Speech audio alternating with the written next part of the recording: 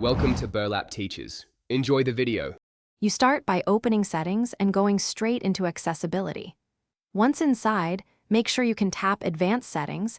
If you do not see it, scroll. You need to find Accessibility Shortcut options next. This is the control that enables the quick activation. Go now to Advanced Settings and pause.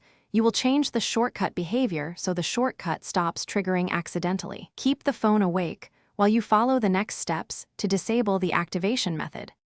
You are in Advanced Settings.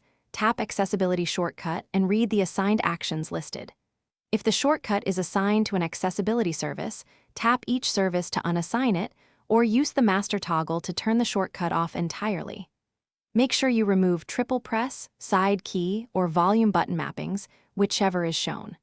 Once done, confirm that no accessibility service is listed under the shortcut. This prevents accidental activation and keeps your current apps and settings intact. Now you test, triple press the home or side key, or use the volume combo that previously triggered the shortcut. If nothing opens, you're finished. The shortcut is disabled. If it still activates, reboot the phone and check the accessibility shortcut again. Sometimes settings need a restart to apply. If that does not fix it, selectively reset accessibility settings, not a full factory reset, to clear stuck mappings. That usually resolves persistent activation without losing. Thanks for watching. Consider subscribing if this video helped you.